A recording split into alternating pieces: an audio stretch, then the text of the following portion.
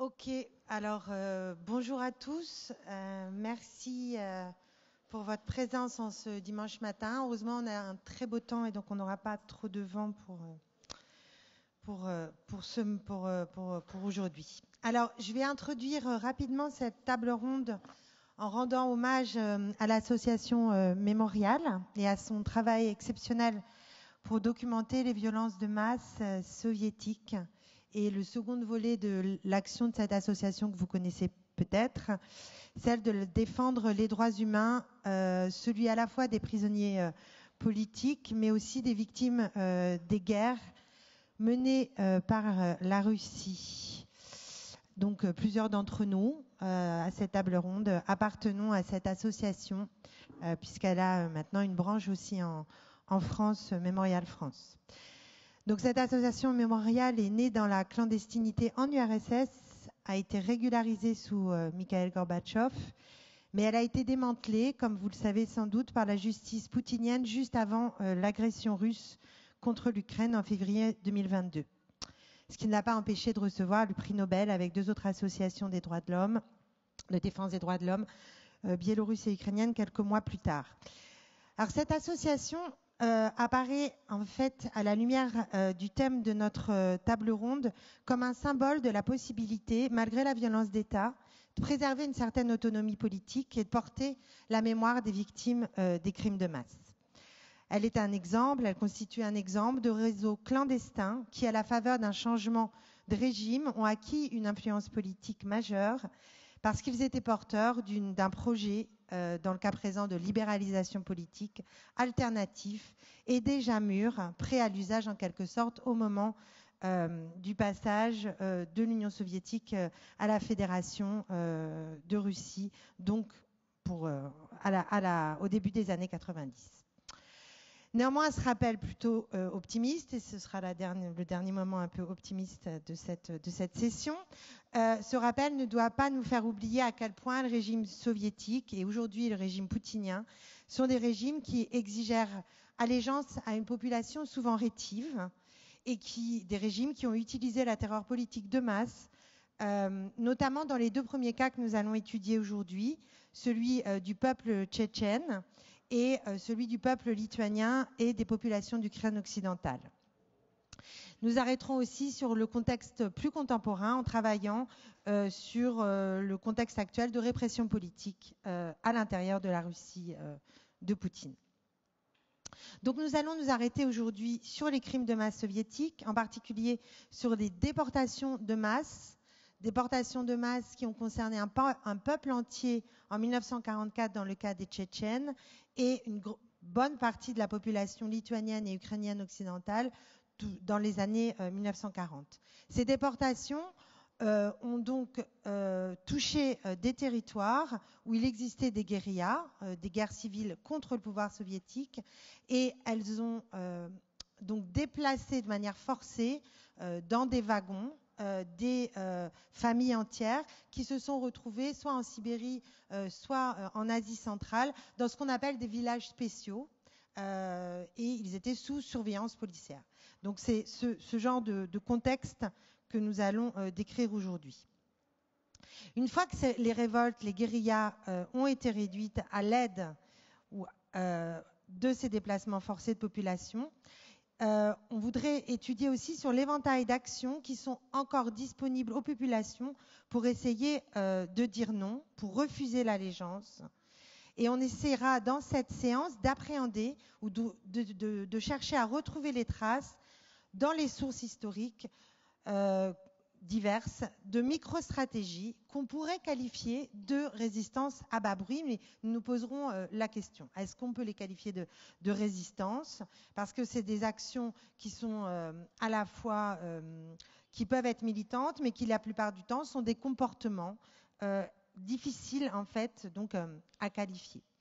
Ces actions pouvaient parfois être violentes, comme ce sera le cas dans l'exemple des populations tchétchènes déportées, mais elles peuvent être aussi beaucoup moins visibles. Et nous allons essayer de les décrire et de les qualifier aujourd'hui pour savoir comment les sciences sociales peuvent se saisir de ces micro-stratégies, peuvent les comprendre, les appréhender, sans non plus leur donner rétrospectivement un sens qu'elles n'avaient pas pour les contemporains.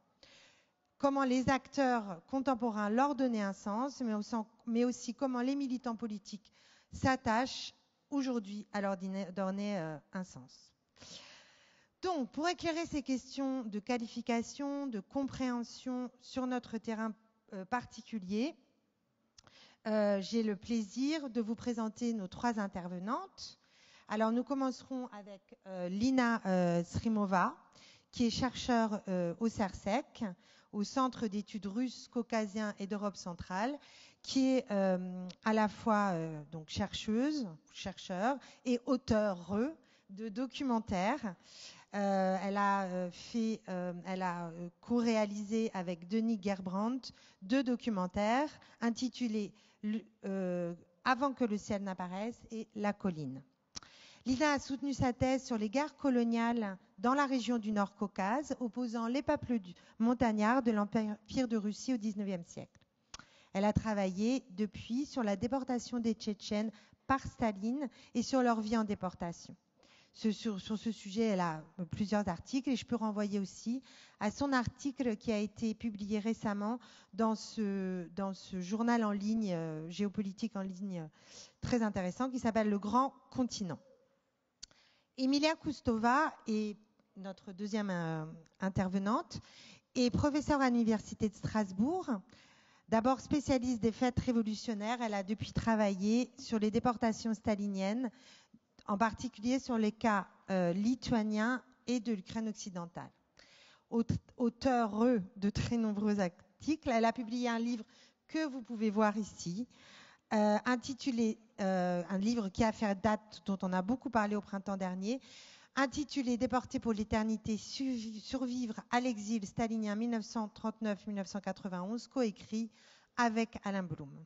Enfin, notre troisième intervenante, Natacha Morozova, est chercheuse, mais surtout avocate, et va nous parler de la situation contemporaine en Russie. Donc, Natacha Morozova est avocate de Mémorial Droits Humains.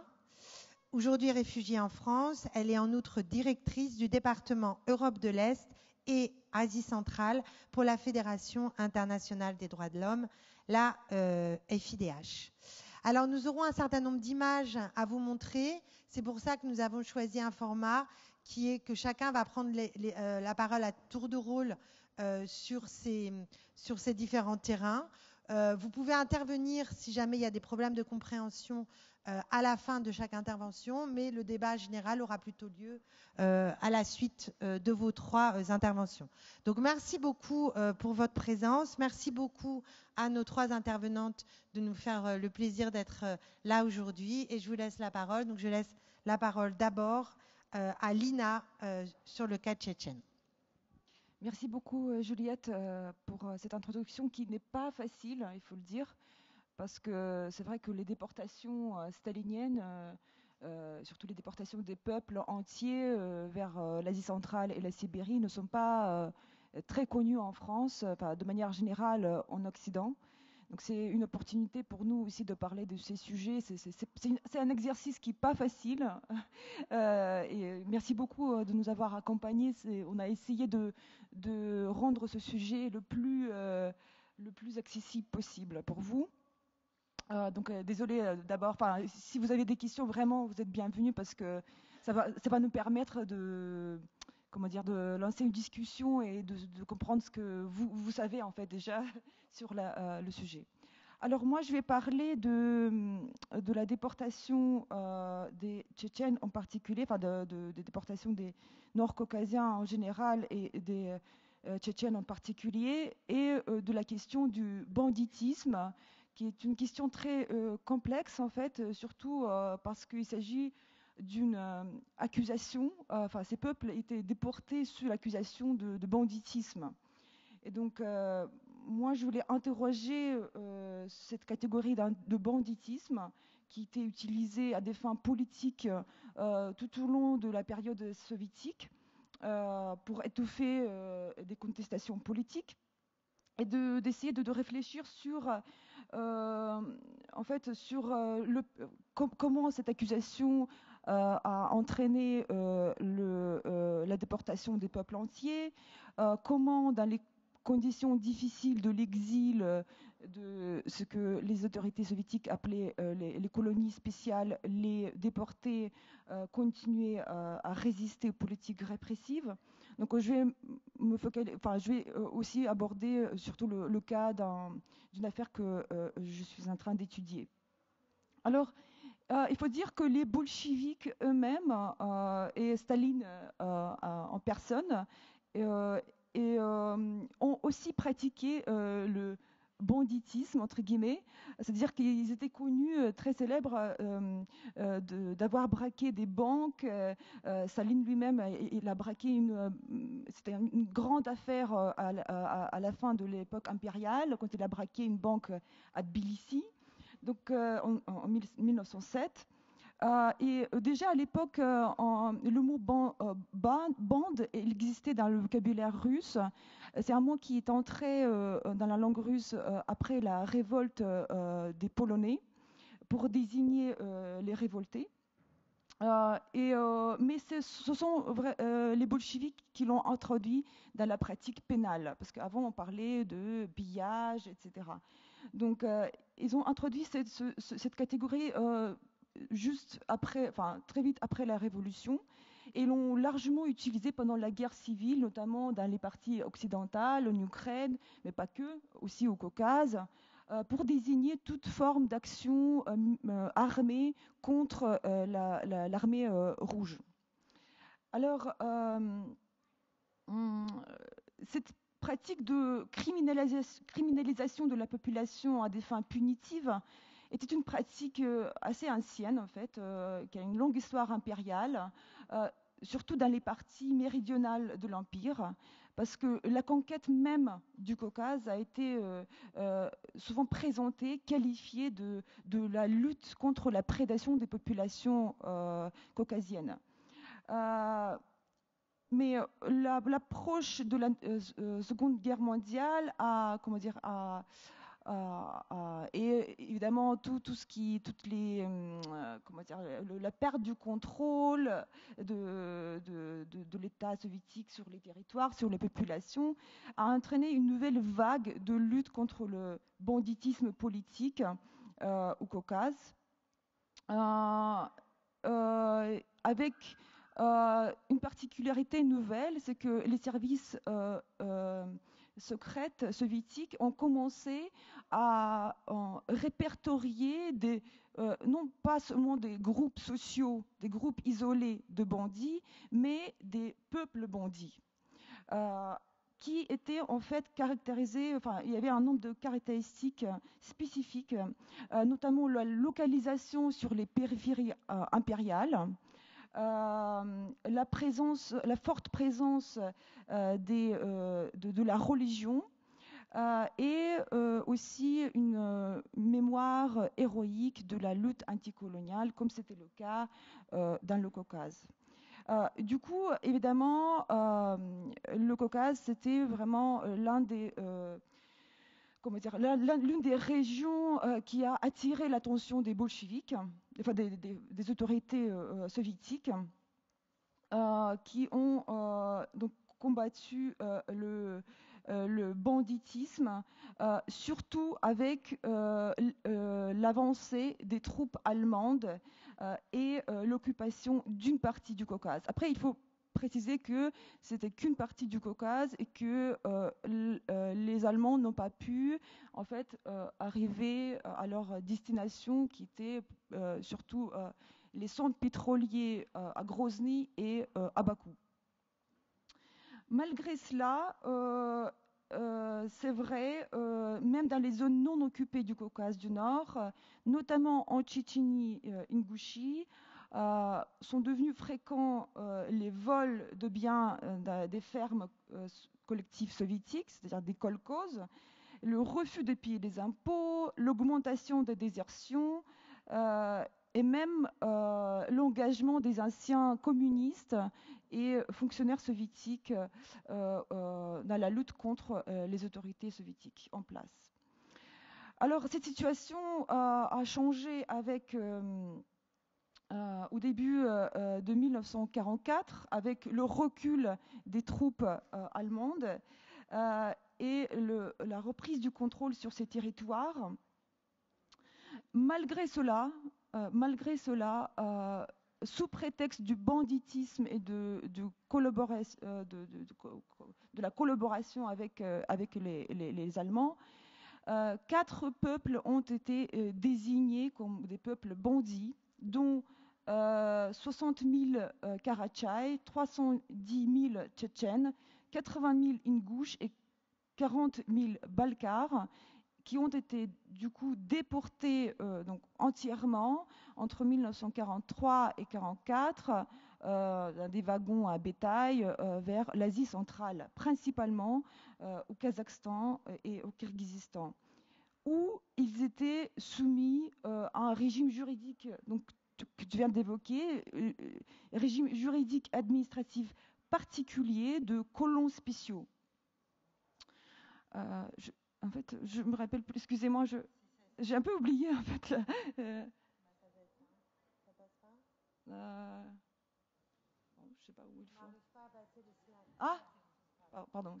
Donc il y a un slide sur le banditisme pendant la Deuxième Guerre mondiale. Pardon, je reviens peut-être plus sur ça. J'ai l'impression que ça marche pas très bien, mais c'est pas grave en fait. C'est pas grave. C'est pas grave. Une carte, est-ce que vous avez une carte Pas sur ce... Ouais.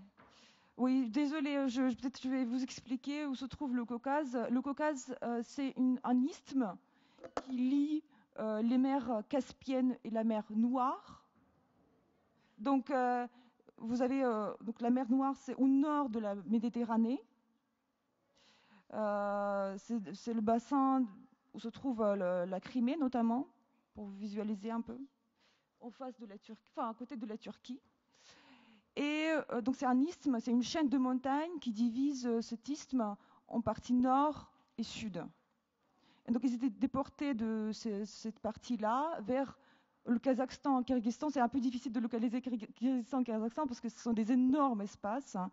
C'est des milliers de kilomètres à la frontière de la Fédération de Russie actuelle. Donc c'est qui vont de la mer Caspienne jusqu'à la Chine. Et ils étaient vraiment dispersés, étalés sur tous ces espaces-là.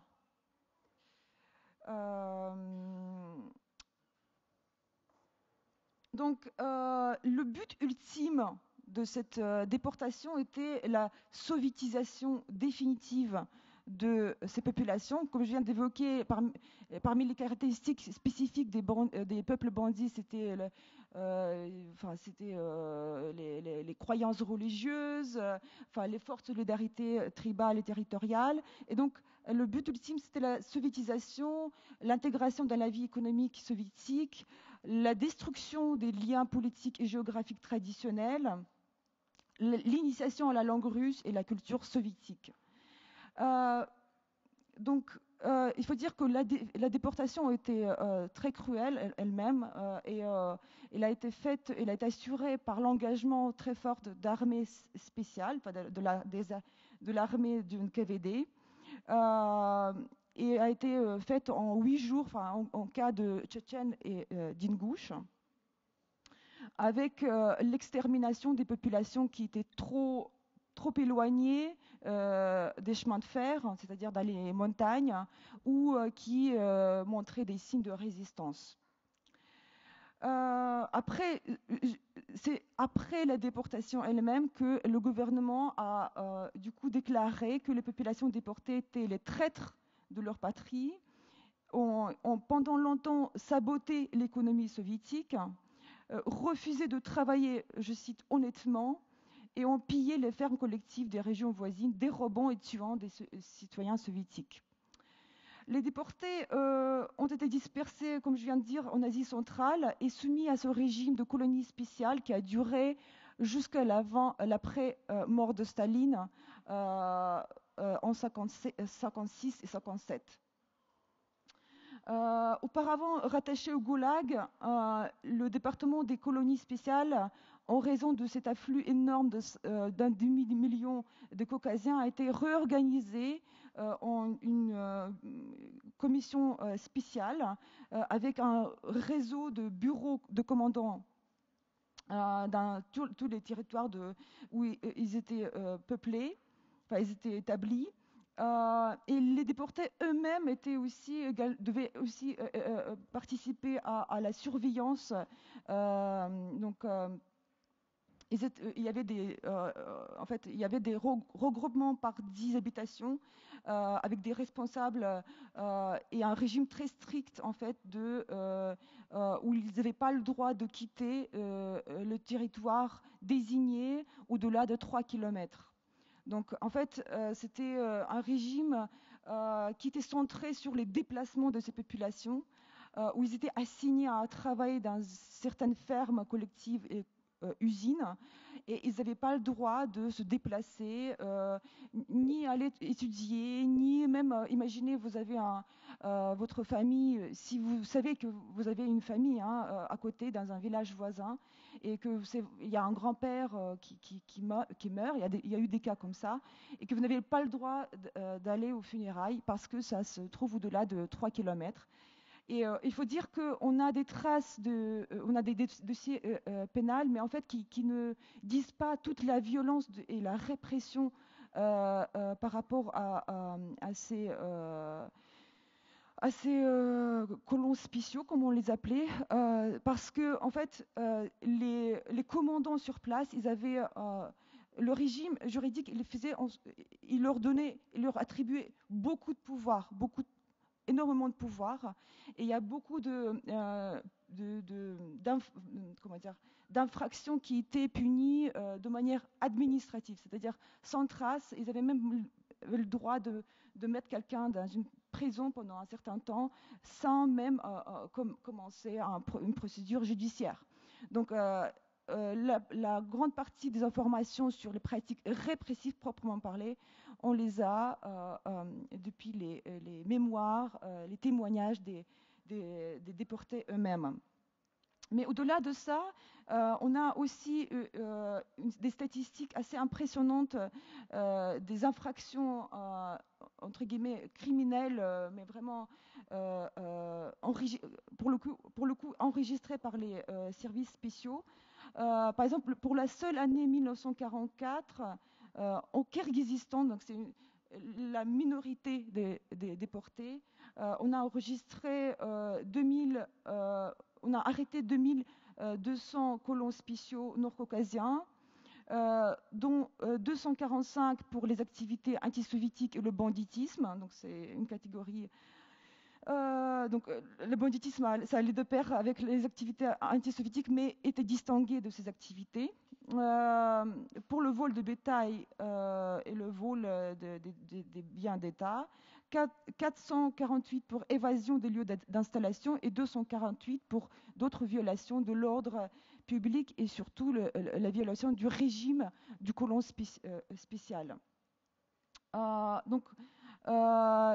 Vous voyez qu'il y a une grande partie de ces infractions qui concernent la fuite, les évasions des populations qui, effectivement, dès leur installation en Asie centrale, essayaient de se regrouper, de retrouver leur famille, se déplacer, ce qui a créé par milliers, et ce qui a provoqué une criminalisation de ces fuites en 1948, et donc pour arrêter ces déplacements. Je ne sais pas combien de temps il me reste. 5 minutes. 5 minutes. Bon. Parler de la vie en déportation. Très bien.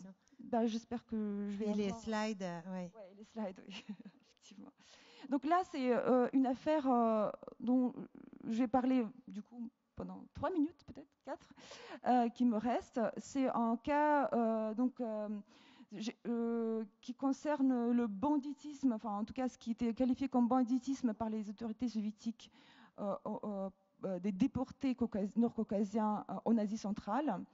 Il s'agit des archives pénales que j'ai trouvées au Kirghizistan, d'une grande affaire des dizaines de volumes du Cheikh Hamad Gaziev qui, avec son groupe, avait dérobé et tué des fonctionnaires soviétiques entre 1954 et 1956.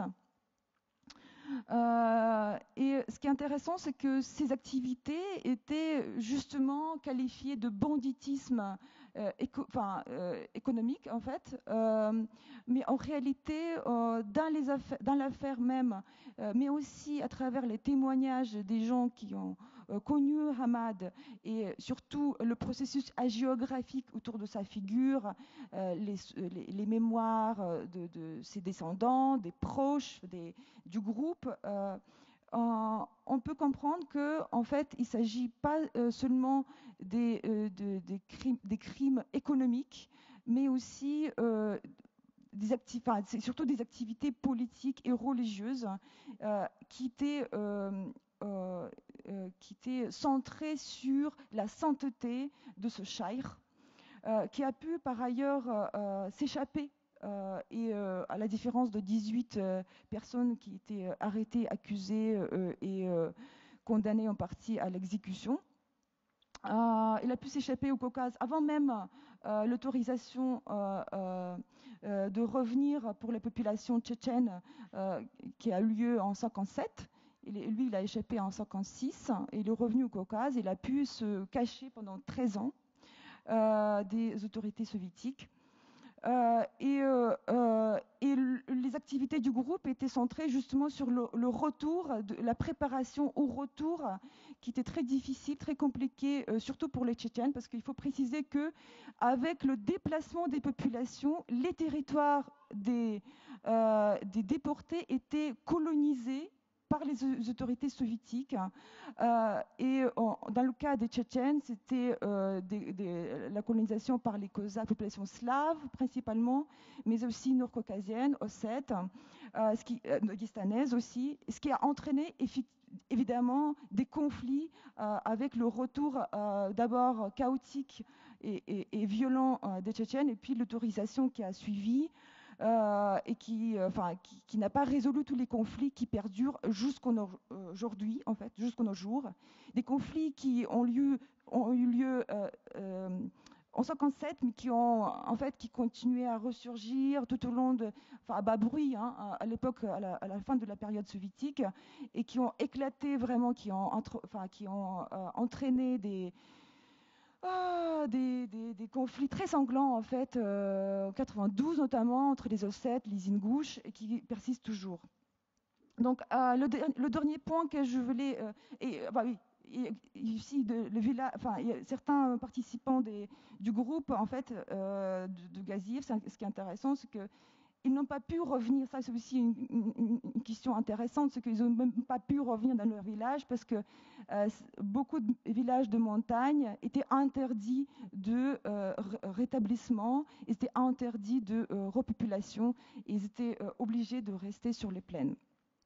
Alors, la mémoire de ces déportations était étouffée tout au long de la période soviétique, mais est devenue vraiment, elle était une mémoire familiale très importante, mais est devenue vraiment une question centrale de la démobilisation politique avec l'effondrement de l'URSS, notamment pendant la première guerre en Tchétchénie, la mobilisation des indépendantistes tchétchènes. Et ce que tu viens d'évoquer, c'est que effectivement, ça c'est le retour. Excusez-moi, j'ai pas. Avec la politique contemporaine au niveau de la réhabilitation des crimes de Staline en Russie contemporaine. J'aimerais bien évoquer un conflit qui était intéressant, qui illustre bien ces enjeux. En 2023, on a vu vu paraître le manuel unique d'histoire qui a été initié par Poutine, qui devait, je cite, inculquer aux enfants le point de vue officiel sur les événements historiques. Bon. Dans ce manuel, entre autres, on évoquait le collaborationnisme, enfin on disait que les populations, les peuples punis étaient déportés pour collaborationnisme. Alors, en réponse à cette publication, Kadyrov, le président de la Tchétchénie, a publiquement appelé les auteurs de manuel à, je cite, ne pas reproduire les accusations de collaboration et le banditisme contre les peuples punis, qui ont été refutés depuis longtemps. Et étonnamment, cet appel a été entendu, ce qui est vraiment un cas très très rare. Et cette phrase a été retirée de ce manuel, ce qui montre vraiment pas seulement son engagement personnel, parce que sa famille était aussi déportée, mais aussi l'enjeu central pour les populations déportées de cette question, de cette mémoire des déportations et de leur de leur intégration dans la mémoire collective de la Deuxième Guerre mondiale en Russie contemporaine. Bon, j'espère que je n'ai pas dépassé les 5 minutes. Merci beaucoup, Lina. Donc, on va passer à un autre cas de déportation de masse, dans des contextes un peu différents, parce que, comme vous l'avez bien compris, la Tchétchénie est restée une république, mais qui reste à l'intérieur de la Fédération de Russie. C'est-à-dire que même s'il y a un retour mémoriel sur les déportations, il est limité puisque la Tchétchénie est toujours membre de la Fédération russe, ce qui n'est pas le cas de la Lituanie, sur lequel on va se pencher, ni de l'Ukraine, qui sont des pays qui, après l'éclatement de l'URSS, ont réussi à obtenir une pleine indépendance. Et donc, je passe la parole à Emilia. Merci beaucoup, Juliette. Merci, Lina. Donc, le cas dont je vais parler, il est à la fois, bien sûr, très différent de celui évoqué par Lina, et en même temps, il y a une multitude de liens qu'on peut tisser. Je pense qu'il y a certains que j'arriverai à expliciter, d'autres resteront là implicites, mais on pourra y revenir dans la discussion. Donc c'est notamment la question déjà du banditisme, puisque cette notion a été elle aussi utilisée dans le cas lituanien, donc par les soviétiques, pour lutter contre la résistance nationale contre l'occupation soviétique. Alors, donc le cas lituanien, je vais le développer, lituanien et celui d'Ukraine occidentale.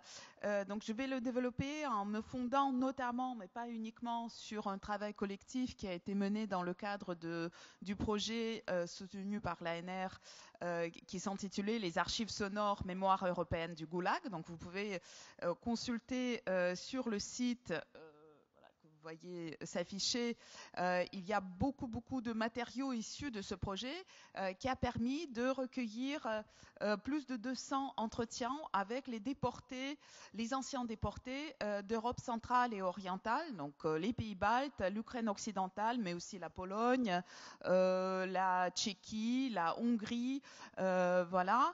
Et puis nous avons continué avec Alain Blum, plusieurs autres personnes ont continué à travailler sur cette histoire et nous avons publié donc, le livre que Juliette vient d'évoquer et que je montre aussi. Si vous voulez, il y a des petits flyers qui sont disponibles là et qui réunit un travail d'une part fait à partir de témoignages d'anciens déportés et d'autre part de travail dans les archives lituaniennes et ukrainiennes et russes que nous avons menées et qui permettent de croiser des récits, de combiner des échelles, combiner regards, que ce soit des regards posés par les autorités politiques ou policières soviétiques, comme donc ces regards évoqués par Lina, qui s'est appuyée dans son travail notamment sur les dossiers pénaux, mais aussi donc d'autre part les mémoires, les récits contemporains ou postérieurs. Alors, donc maintenant, quelques mots sur le contexte. Il y aura une carte, en tout cas des lieux dont sont déportés ces centaines de milliers de personnes.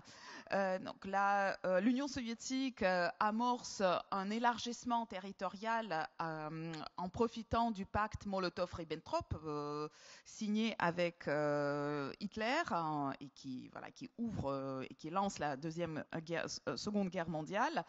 Et cet élargissement territorial qui va conduire à l'occupation des 3 pays baltes et de la Pologne orientale, qui devient alors, qui intègre la République d'Ukraine soviétique et la République de Biélorussie soviétique.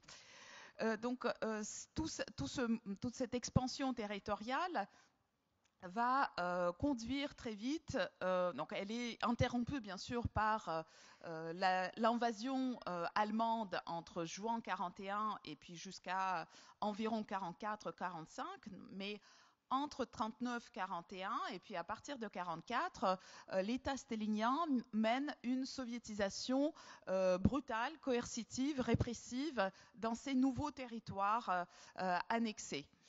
Et cette soviétisation, elle a plusieurs objectifs et plusieurs temporalités aussi, puisqu'il s'agit dans un premier temps vraiment de soumettre ces territoires et leur population qui résistent, y compris les armes dans les mains, puisque c'est notamment le cas de la Lituanie et de l'Ukraine occidentale, qui sont 2 territoires où il y a des vastes mouvements de résistance armée qui se déploient donc à partir de 1944 et qui seront combattus par les soviétiques jusqu'à la fin des années 40, voire au-delà.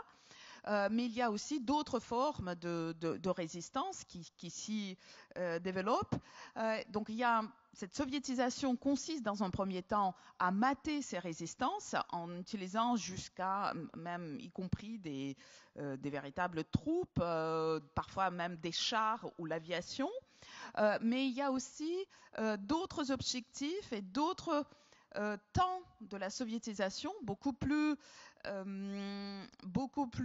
des objectifs plus lointains, des objectifs à long terme et donc des temps plus longs, puisque cette conquête et cette pacification doit à terme aboutir à une véritable intégration des populations qui y vivent et qui sont censées devenir soviétiques dans le sens aussi donc justement tu as évoqué Juliette les allégeances, moi je pensais plutôt en termes de loyauté, donc des nouvelles loyautés ou la nouvelle loyauté, celle soviétique, doit remplacer les loyautés et les projets politiques et nationaux préexistants. Et là peut-être il faut insister là-dessus, ce qui diffère entre autres le cas balte de celui tchétchène et aussi dans un certain sens du cas ukrainien, c'est que dans les pays baltes, il y a cette période cruciale d'indépendance entre les 2 guerres mondiales, donc entre 1918 et 1940 environ, pendant lesquelles les 3 pays baltes construisent, on peut dire, à marche forcée et de façon très déterminée, construisent leurs États-nations autour de projets nationaux, voire dans certains cas nationalistes, puisque ces pays voient émerger dans les années 20-30 des régimes autoritaires de droite. Dans le cas ukrainien, il y a une forte aspiration à une indépendance et à la construction de la fondation d'un État-nation, mais ce projet ne sera réalisé qu'à partir de 1991. Alors, donc maintenant, voilà, j'ai évoqué cette soviétisation qui doit remplacer les allégeances et les loyautés anciennes par la nouvelle soviétique, l'allégeance et la loyauté soviétique. Cela suppose aussi l'adoption de tout un spectre de comportements, de modèles, de représentations, de récits aussi, de récits historiques soviétiques. Et bien entendu, ici, il s'agit d'un processus long dans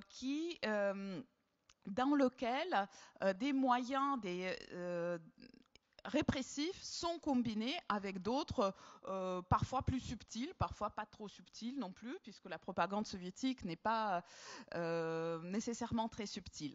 Bon, moi, là, je m'arrête sur le cas de répression. Donc, des larges répressions sont menées dans ces pays devenus républiques soviétiques. Ces répressions donc, sont là pour avant tout mater, soumettre, mais aussi pour imposer des transformations radicales, qu'elles soient politiques, sociales ou culturelles. Donc les cibles de ces répressions sont définies selon différents principes. Je ne vais pas les énumérer ou détailler, mais ce qu'il faut retenir, c'est qu'il s'agit des répressions individuelles, judiciaires, qui conduisent vers les camps du goulag, sont combinées avec des répressions collectives qui sont fondées, qui se basent sur le principe de responsabilité collective. Et cette responsabilité collective, elle peut être définie à différentes échelles. Celle qui nous intéressera maintenant sera celle familiale. Donc, un exemple, si quelqu'un est soupçonné et est arrêté pour une participation supposée au mouvement de résistance armée en Ukraine ou en Lituanie, les membres de sa famille, donc tout son entourage proche, est déporté. Voilà. Donc, puisque ces familles sont déportées non pas vers des camps du goulag, mais vers ces villages spéciaux ou colonies spéciales qu'a déjà évoqué Lina et sur lesquelles je vais continuer. Donc, ça conduit à déporter des dizaines de milliers de personnes. Vous avez les chiffres là. Donc ça, vous avez aussi une carte qui montre l'étendue de ce monde des villages spéciaux. Donc c'est en quelque sorte un monde en miroir des camps du goulag. Donc on connaît l'image de l'archipel du goulag. Vous voyez là, c'est pas un archipel, c'est une sorte de continent. On a déjà même par rapport au camp, l'image de l'archipel a déjà été beaucoup nuancée et complétée, puisqu'on s'aperçoit que c'est quelque chose de beaucoup plus large que juste un archipel.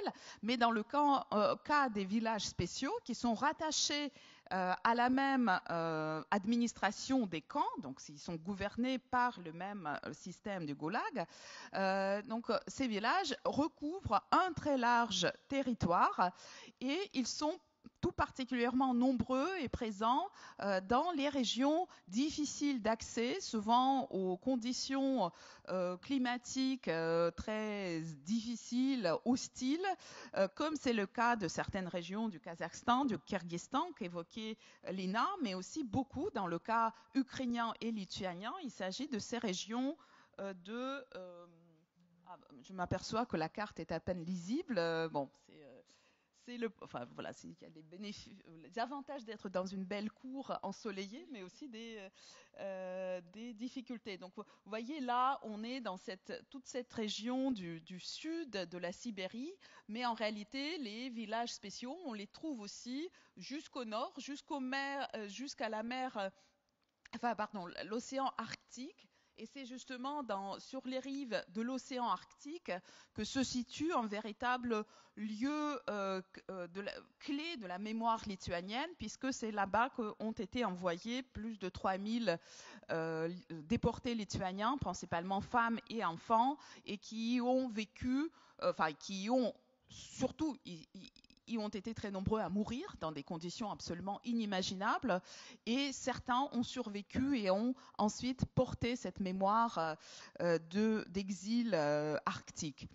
Alors, oui, Donc, voilà, qu'est-ce que c'est que ce monde des villages spéciaux, que déjà évoqué, et quels sont les espaces d'autonomie, éventuelle autonomie, et quelles sont les formes, éventuelles formes de désobéissance, voire de résistance, qui restent accessibles ou qui peuvent être construits dans ces villages. Alors, avant tout, les villages spéciaux constituent un espace de surveillance, de liens rompus et d'exclusion. Surveillance par le commandant, déjà évoqué par Lina, donc cette figure souvent honnie, comme dans le... Sur ce dessin, en fait, c'est ça, c'est une jeune fille estonienne, une déportée estonienne qui a beaucoup dessiné son exil et qui y représente un commandant particulièrement brutal, voilà, qui est tellement détesté que même les chiens se jettent sur lui à son passage. Bon, c'est un peu là, c'est un peu anecdotique, mais cette figure, en fait, elle est très importante dans les mémoires et les témoignages d'anciens déportés, puisqu'on voit que c'est vraiment l'incarnation de l'État répressif. Et il y a quelques moments forts de la répression, tels que le moment lui-même d'arrachement et de déportation, mais ensuite, une fois déplacés vers les villages spéciaux, les déplacés, les déportés, les relégués, souvent, ils vivent au milieu des populations soi-disant libres ou censés être libres, qui n'ont pas le statut de déplacés spéciaux. Et donc, il y a d'une part, une sorte de dilution de leur statut particulier, puisqu'ils vont travailler dans les mêmes champs que les kolkhosiens locaux, ils vont travailler dans les mêmes usines, les mêmes mines, mais pour eux, qui incarnera leur statut stigmatisé et réprimé, c'est ce commandant dont dépendra énormément de choses. Voilà. Donc, il y a cette surveillance policière qui peut être plus ou moins stricte. Il y a cette exclusion et une éventuelle stigmatisation sociale localement. Donc là-dessus, on pourrait développer longuement, on le fait dans le livre, avec notamment, par exemple, pour les déportés baltes qui arrivent en 1941, là-bas, leur arrivée est anticipée par les informations qui sont communiquées aux populations locales, alors que la guerre a déjà commencé pour l'Union soviétique avec l'attaque nazie. Et en fait, juste avant que les déplacés baltes arrivent là-bas, on dit aux habitants locaux que ce sont des fascistes qu'on amène. Donc, ces déplacés sont, dans un premier temps, accueillis de façon extrêmement hostile par beaucoup d'habitants locaux qui s'attendent à voir cet ennemi incarner le fasciste. Alors après, les relations évoluent, voilà. Il y a donc cette exclusion possible, cette altérité. Donc les déplacés spéciaux, même au-delà du premier moment, sont perçus comme l'autre ou les autres, autres par leur langue, par leur passé non soviétique, par leur comportement, par leur rejet aussi souvent de ce quotidien soviétique. C'est aussi le déplacement forcé, signifie aussi une surveillance et des pressions sur les proches non exilés, c'est-à-dire ceux qui sont restés en Ukraine occidentale ou en Lituanie, notamment à la fin des années 40, où ces familles, des frères, sœurs, parents non déportés, sont soumis à souvent une hostilité, des soupçons et parfois même des pressions explicites pour, par exemple, les empêcher de correspondre avec les membres de leur famille déportés ou pour les stigmatiser. On a comme ça, notamment à la fin des années 40, beaucoup de documents policiers qui disent dans telle ferme collective, on a dénombré tant de personnes qui ont des proches déportés et qui continuent à leur envoyer des colis alimentaires et qui pourtant occupent des postes de responsabilité. Et donc c'est signalé comme une anomalie qui doit être corrigée, soit en discriminant donc les proches qui sont restés en Lituanie, soit en les poussant à rompre tout contact avec leur famille. Donc tout cela, on a l'impression que ça conduit à vraiment restreindre tout espace possible de désobéissance, puisque voilà. Mais on s'aperçoit ensuite que en réalité, oui, pardon, je n'ai pas dit que là, vous avez ici à nouveau très peu visible, mais vous avez ici une lettre. Là, cette fois-ci, c'est une lettre envoyée du camp vers un village spécial pendant la guerre et avec des traces d'intervention de la censure. Donc les lettres sont lues, et les fragments qui apparaissent non conformes aux censeurs sont effacés, mais parfois ça peut aller beaucoup plus loin. Donc là, c'est une lettre qui est une lettre griffonnée sur une écorce de bouleau et qui est arrivée à son destinataire. Mais dans d'autres cas, quand la police intercepte des lettres qui contiennent par exemple des propos anti-soviétiques ou quelques informations qui semblent suspectes, ces lettres ne sont pas acheminées jusqu'au destinataire et elles peuvent conduire à ouvrir des enquêtes pénales, parfois conduisant à une nouvelle condamnation ou à une condamnation tout court pour les déplacés spéciaux qui ont été déportés sur décision administrative. Donc certains vont se retrouver par la suite dans les camps à cause des lettres qu'ils ont envoyées. Voilà. Ensuite, en même temps, donc malgré cette réduction apparente, cette surveillance accrue et cette réduction apparente de possibilité de désobéir, on s'aperçoit que le monde des villages spéciaux est un monde tissé d'insertions multiples où les marges de désobéissance ne sont pas si minimes que ça.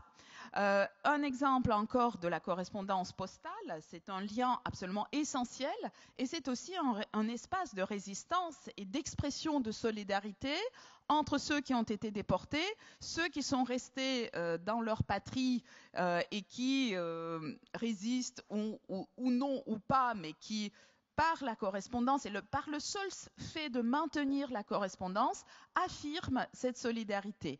Et là, donc, vous avez des exemples, d'une part, une lettre brodée avec des couleurs nationales lituaniennes, voilà, envoyée du camp, à nouveau.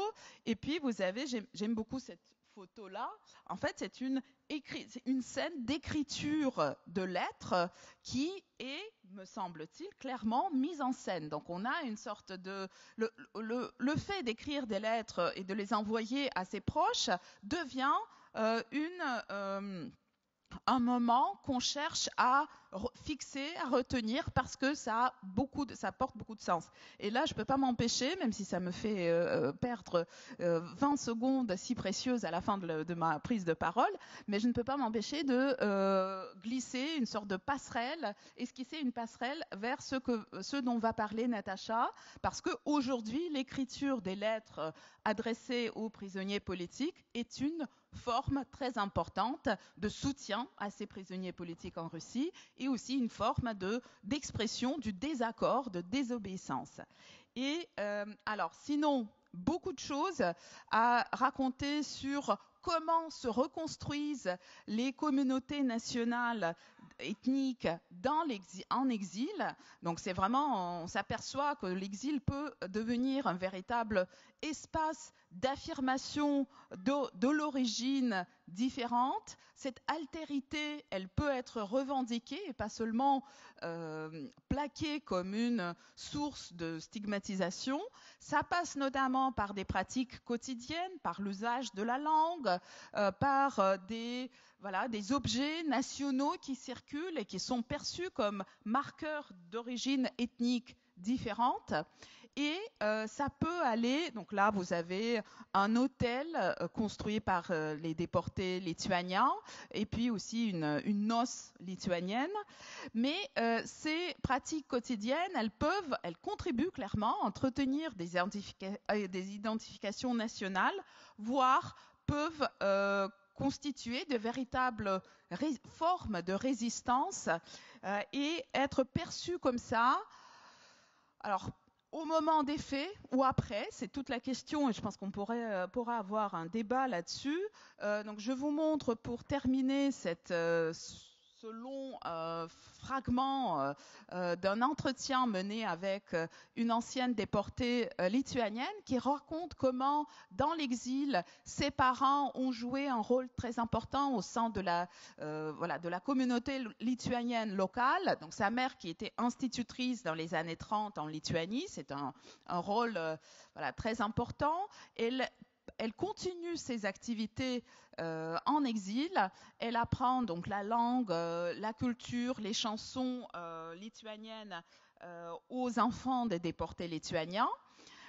Et donc, Marytė Kantrimaitė raconte aussi toute cette expression de l'attachement de l'attachement à la patrie perdue, tel que cet attachement s'exprime lors des fêtes, des rassemblements, etc. Donc on voit aussi l'effet que ça fait sur un enfant. Donc Marytė a été déportée quand elle avait 2 ans, donc elle souligne qu'elle n'avait gardé aucun souvenir de sa patrie, mais elle se construit une image de la patrie à travers les récits de sa mère, les lectures, etc. Bon, elle raconte aussi avec beaucoup d'humour le choc quand elle rentrera en Lituanie et qu'elle découvrira que ce n'est pas ce paradis où il y a toujours l'été, mais qu'en fait elle va rentrer en novembre, il fait moche, il neige, il pleut, il n'y a pas de fleurs, les pins ne sont pas couverts de fleurs comme elle les a imaginés. Voilà, mais ça l'empêchera pas ensuite, dans les années 80, à s'investir très activement dans les activités du mouvement national lituanien Sąjūdis, etc. Bon, et cependant, je pense le même extrait, le même témoignage de Marytė, comme beaucoup d'autres, pose beaucoup de questions puisque on a aussi cette ambivalence de diverses intégrations, diverses insertions, puisque ces insertions locales, elles sont à la fois dans l'espace national et dans l'espace des exilés, mais on a aussi beaucoup d'évocations des insertions dans les communautés locales non exilées ou en tout cas non ethniques. Donc c'est une sorte de soviétisation paradoxale qui est en cours à travers la fréquentation de l'école soviétique, parfois à travers les études supérieures qui seront ensuite suivies par les enfants des déportés. Nous avons vu avec le témoignage de Marytė comment elle évoquait le fait que ces enfants lituaniens se produisaient dans les fêtes russes ou dans les fêtes locales où à la fois ils étaient identifiés comme des Lituaniens, mais il y avait aussi des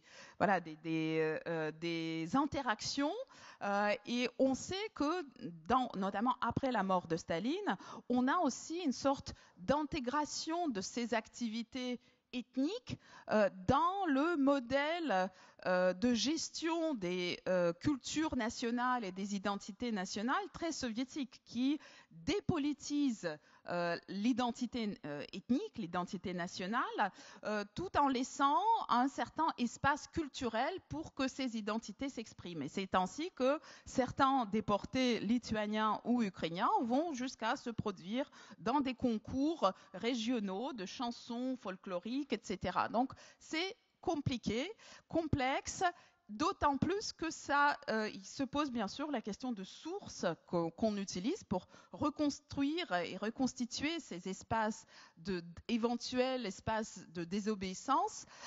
Et ces sources sont les sources de l'époque, mais aussi des sources d'aujourd'hui, donc des témoignages, des entretiens, où on voit aussi les traces de relecture souvent politisantes qui sont venus se superposer à ces expériences quotidiennes. Voilà.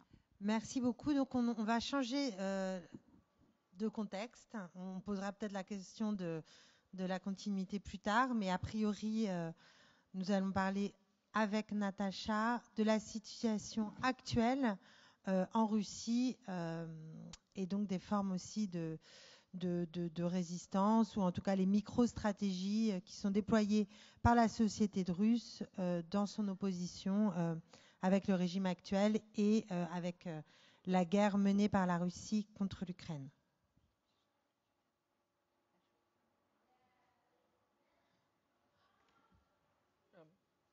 Bonjour et merci d'être venu en ce beau dimanche ensoleillé pour parler des questions assez dures. Et donc, c'est vraiment, j'ai bien peur que mon intervention sera beaucoup moins profonde que celle de mes collègues, parce que je ne suis pas historien, mais cette invitation de Juliette, merci Juliette, m'a permis de réfléchir et de recueillir de recueillir tous les micro-stratégies justement que utilisent aujourd'hui les Russes qui sont restés en Russie et qui sont opposés à Poutine et qui ne veulent pas aller à la prison, en fait. Mais pour commencer, je dois faire une petite introduction pour expliquer, pour répondre à la question qu'on me pose assez souvent ici en France. C'est que la question pourquoi les Russes, le 24 février 2022, ces Russes qui n'étaient pas d'accord avec la guerre en Ukraine, pourquoi ils ne se sont pas sortis à la rue pour protester contre la guerre. Et la réponse est assez longue, et donc c'est pas pour 20 minutes, mais je dois dire que la préparation pour cette guerre a commencé depuis très longtemps. Et à février 22, on est déjà arrivé à la situation quand les Russes ne pouvaient plus sortir à la rue pour manifester. Déjà, la loi contre les manifestations durcissait pendant toute la règne de Poutine. Et cet changement de la législation me rappelle le jeu de chat et de la souris, parce que chaque fois que les opposants ou les activistes, les militants trouvent la possibilité de protester, dans quelques mois, le Parlement russe adopte une nouvelle loi qui interdise cette stratégie. Par exemple, donc, je voulais commencer pour ne pas aller trop loin. En 2019, en juin 2019, un journaliste, Ivan Golunov, était arrêté sous les fausses accusations. Mais en Russie, on ne peut pas aller manifester comme ça à l'improviste. Il faut toujours demander l'autorisation. L'autorisation, on doit demander aux autorités, à la mairie par exemple, s'il s'agit de Moscou, 10 jours avant la manifestation. Soit au minimum 10 jours avant et au maximum 15 jours avant. Donc 5 jours pour demander l'autorisation. Et on doit réussir pour ce créneau d'horaire. Et si quelque chose se passe qui demande la réaction tout de suite, donc on n'a pas de choix. Et la seule protestation possible était la manifestation solitaire. Donc quand quelqu'un sort à la rue avec une pancarte, mais ça doit être une seule personne, et la deuxième personne devait être à 100 mètres ou 50, je ne me souviens plus, mètres. Donc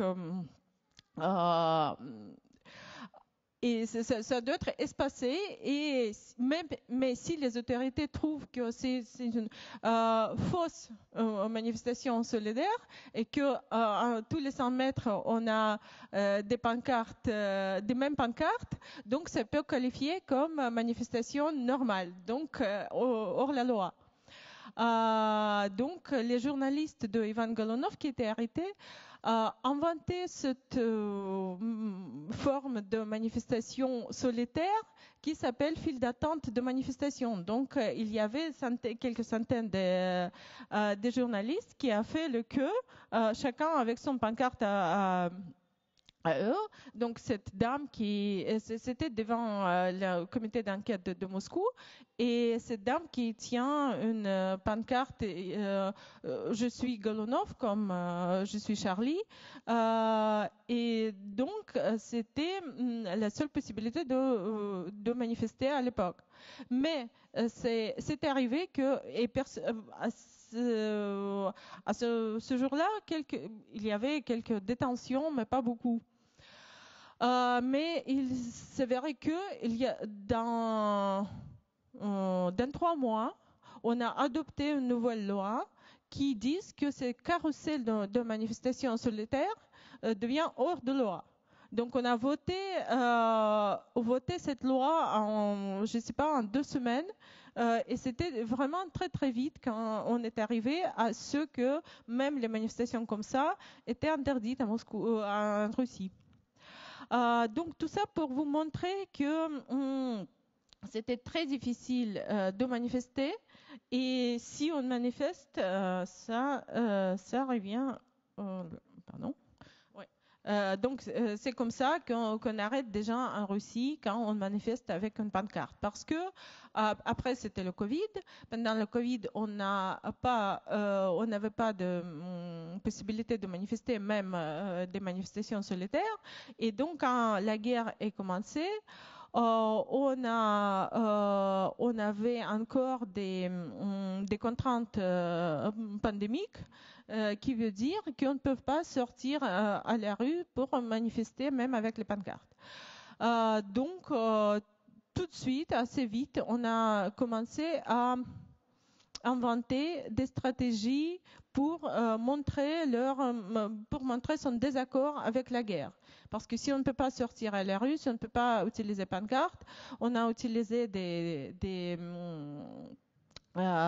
sacs avec les mots non à la guerre, et on a utilisé donc cette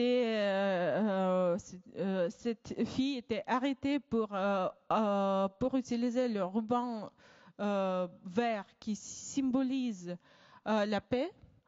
Une dame était arrêtée pour les vernis d'ongles bleu et jaune, parce que c'est les couleurs de le drapeau ukrainien. Elle était vraiment détenue, elle a reçu une amende pour ça, parce que, comme je dis, on a très vite adopté les lois. Le 4 mars 2022, on a déjà adopté les lois contre la guerre pour arrêter des gens qui manifestent leur désaccord contre la guerre. Et en juillet 22, c'était le premier verdict contre la personne, contre Alexei Gorinov, qui est député municipal de Moscou, qui pendant la réunion de conseil municipal en début mars 2022, a prononcé les mots qu'on ne peut pas. La citation, c'était donc le conseil municipal voulait faire le concours des dessins d'enfants. Il a dit on ne peut pas organiser le concours des dessins d'enfants aujourd'hui quand les bombes russes tombent sur les enfants d'un pays voisin. Et pour ces mots, il était arrêté, il a reçu 7 ans et demi de prison.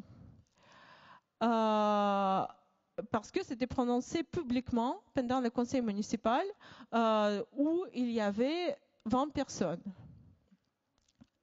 Donc pour ça, il a reçu 7 ans de prison.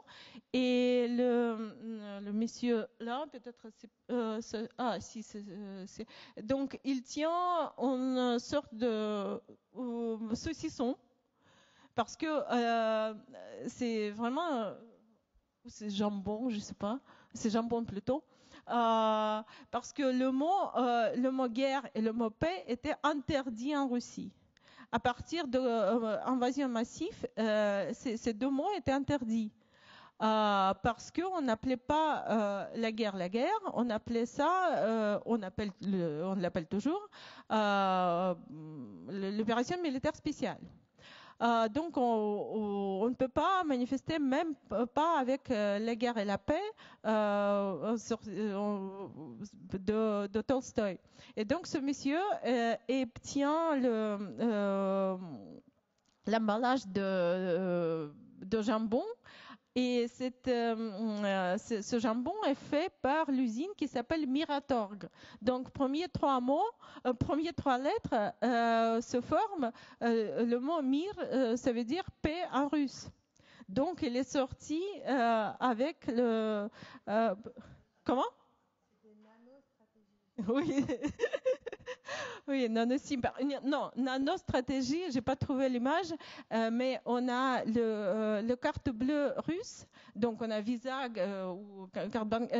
comme Visa en Europe, on a une carte bleue qui s'appelle Mir, cela veut dire la paix.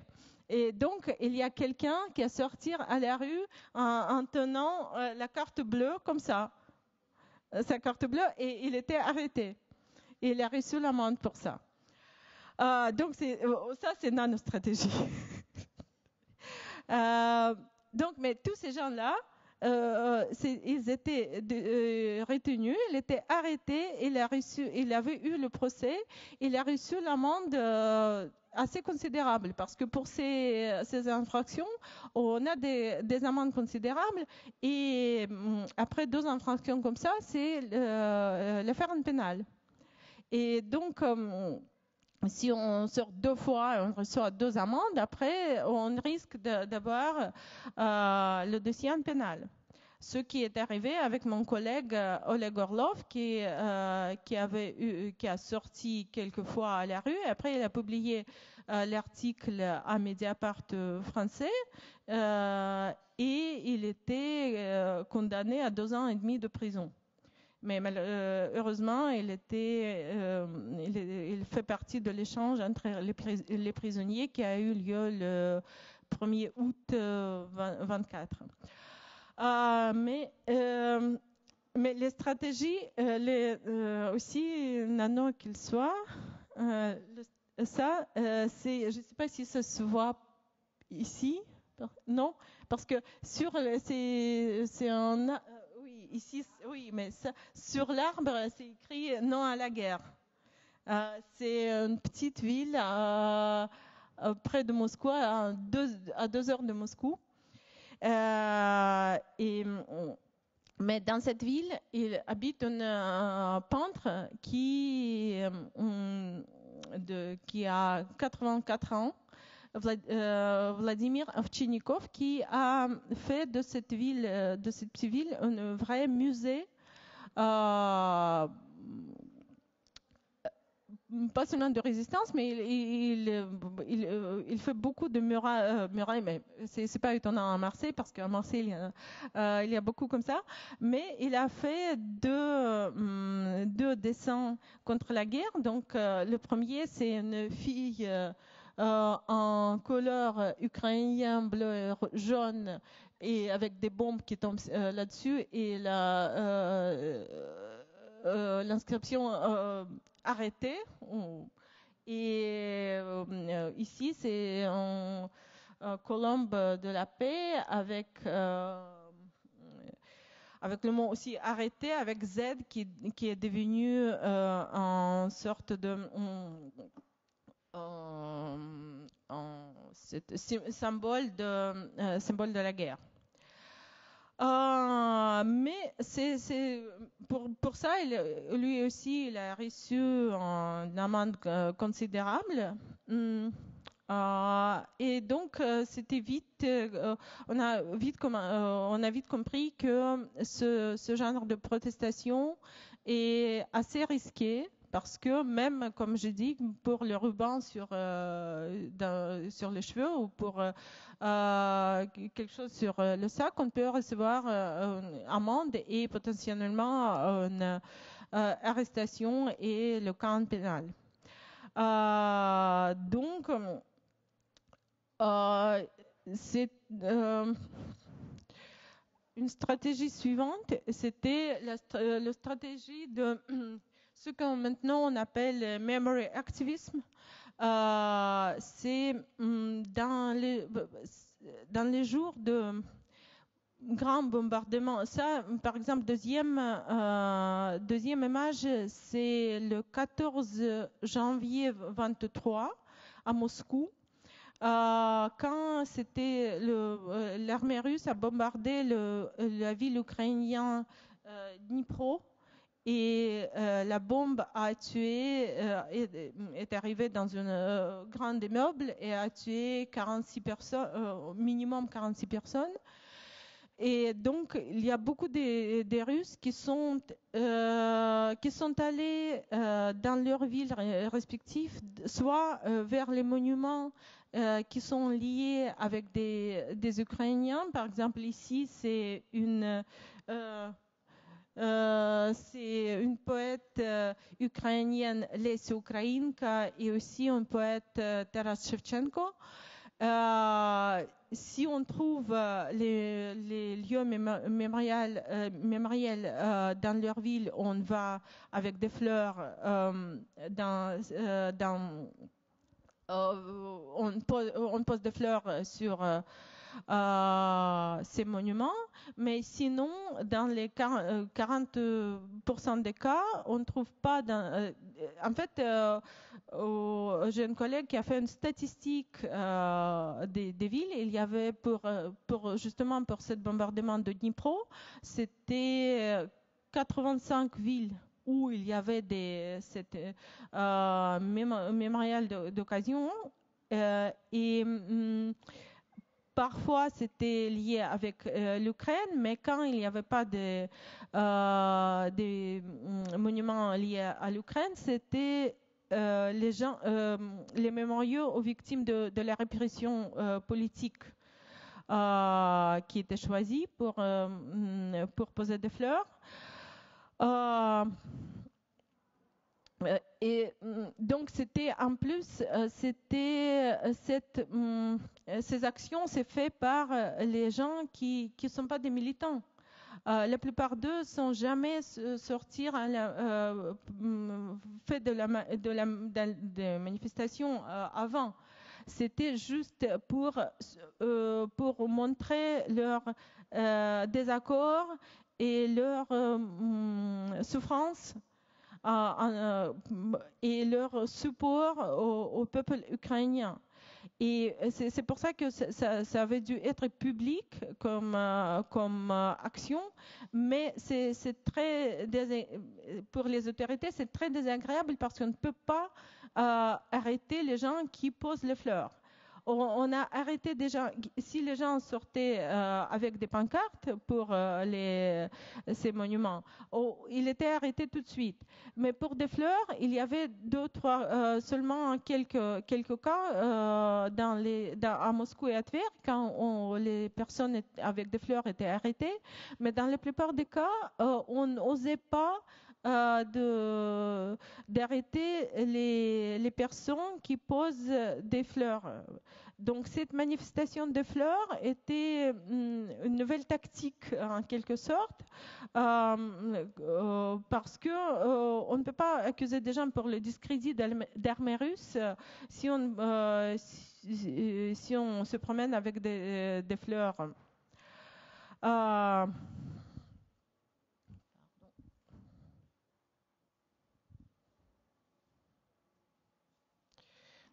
Ça aussi, ça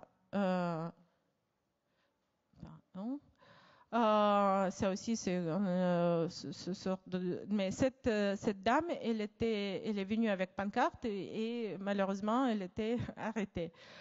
Donc ça aussi, c'est... je vois que...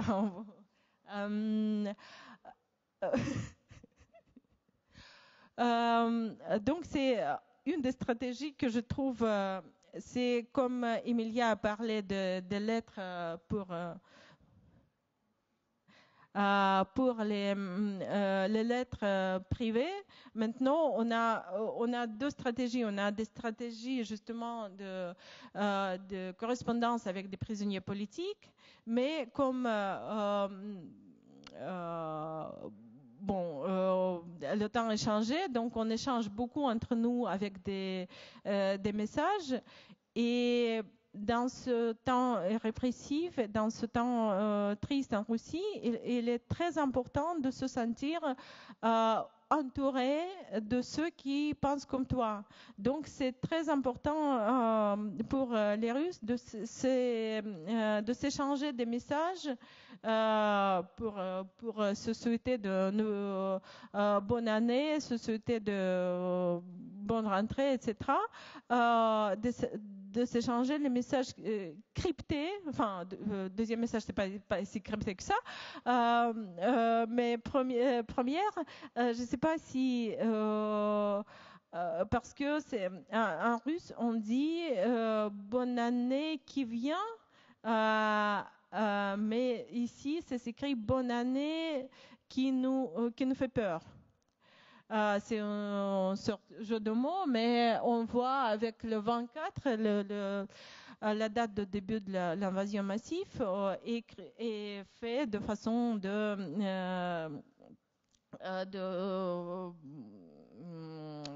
symbole fasciste. Et c'est très important parce que la propagande... il me reste encore de temps ? Parce que la propagande russe utilise beaucoup cette notion de fascisme pour expliquer l'invasion massive. Et c'est l'article de mon collègue pour lequel il était arrêté, ça s'appelait il voulait le fascisme, il l'a eu. Donc en disant que c'est les autorités qui prétendent que c'est l'Ukraine qui est un pays fasciste, en même temps c'est la Russie qui est devenue un pays fasciste en essayant d'envahir la Russie.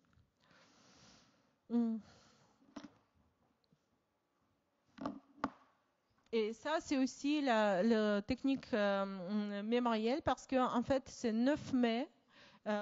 Si deux premières lettres, enfin, c'est les lettres retournées parce que si on les retourne, on va avoir 9 mai parce que la date le fait de victoire en Russie, c'est 9 mai et pas 8 mai comme en Europe. Et donc, c'est des protestations clandestines qui veut montrer que parce que aussi les autorités russes utilisent beaucoup en quelque sorte la victoire en Deuxième Guerre mondiale est devenue en quelque sorte un mythe. Une mythe qui construit toutes les réalités en disant qu'on est un pays qui a vaincu le fascisme, etc. Et la dernière stratégie donc j'aimerais bien évoquer, c'est la stratégie qu'utilisent mes collègues juristes et les avocats qui... j'ai pas d'image d'ici parce que c'est en toute clandestinité qu'ils en font. C'est les avocats qui défendent les prisonniers ukrainiens dans les prisons, dans les centres de détention russes. C'est un travail assez dangereux. On les presse beaucoup, on les empêche de travailler, on ne les donne pas accès à leurs clients.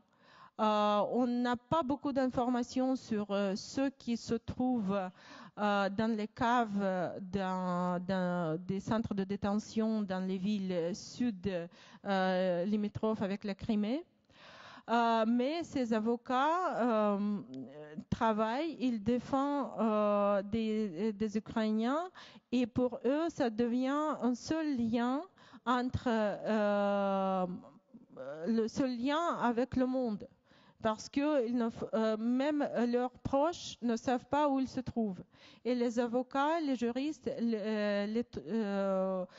fait de sorte de trouver tous les Ukrainiens qui se trouvent dans les caves de services secrets d'aujourd'hui pour leur soutenir et pour leur présenter, pour faire les liens entre eux et leur famille en Ukraine.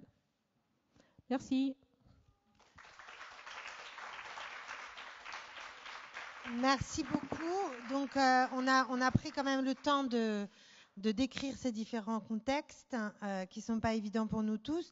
On a vu que, l'air de rien, on peut tracer des lignes de continuité dans le large répertoire d'opposition qui sont utilisés par ceux qui subissent la répression soviétique ou la répression russe, et on voit que ça va aussi bien de forme plus clandestine. C'est le dernier cas, à la fois dans le cas des guérillas et dans ces cas quand même du travail des juristes qui essaient de continuer à avoir des liens, même s'ils sont russes, avec les Ukrainiens qui sont donc prisonniers dans les geôles de Russie.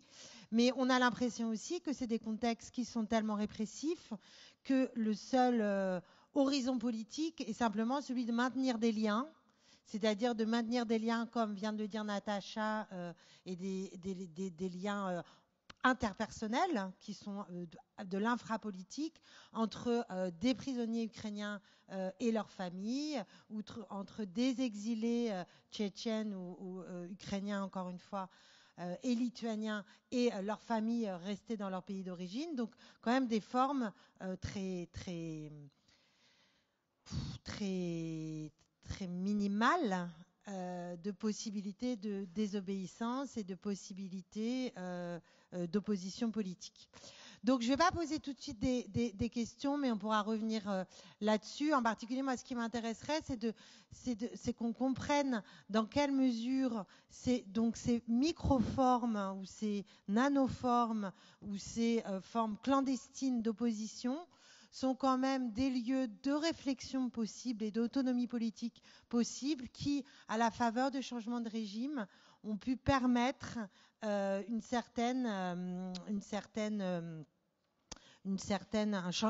réel changement politique. Donc, on peut prendre des cas assez situés, c'est-à-dire le cas de Mémorial et de son action en 91, mais aussi le cas de la mémoire, de la déportation au moment alors de l'indépendance de la Lituanie ou au moins de l'autonomie dans les années 90 de la Tchétchénie avant la première guerre de Tchétchénie. Donc, on pourrait revenir là-dessus, mais je préférais d'abord vous donner la parole. Si vous avez des questions, donc si vous n'avez pas de questions, les questions sont là, mais si vous avez des questions, ce serait mieux. Voilà, donc n'hésitez pas, même pour avoir simplement un cadrage où on sait qu'on connaît, tout le monde ne connaît pas bien ces contextes, donc si vous voulez vraiment avoir plutôt des informations à la fois sur la situation actuelle et ce qui s'est passé dans l'histoire. Monsieur. D'accord. Ah, il y a une dame aussi là. Ça marche? Je peux parler? Ah, oui, d'accord. Merci beaucoup. C'est la question par rapport à Tchétchénie et Ingouchie, parce que ça m'intéressait toujours une question. J'ai posé à l'époque, parce que je viens de l'Union soviétique, et j'ai posé la question pourquoi c'était Tchétchène et Ingouche. Et la réponse souvent c'était parce que Staline même, elle était caucasien, elle savait bien quelle population peut trahir. Et c'était plus souvent. Et après, j'ai demandé pourquoi c'est les Tchétchènes et Ingouches. Il y a le Daghestan, il y a énormément de pays, parce que je viens de Russie, du Caucase du Nord. Et c'était toujours la même question et même réponse que c'était, ils ont été prêts d'accueillir Hitler avec les bras ouverts, etc., etc.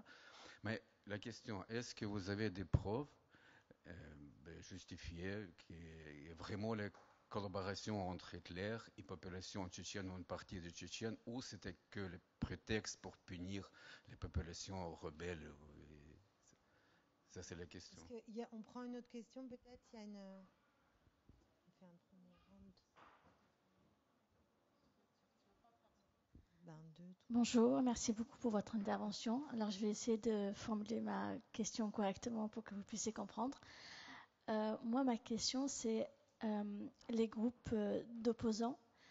Est-ce qu'à cette période-là, durant le contexte, il y avait une conscience de, en fait, des actions sont une opposition à un pouvoir coercitif,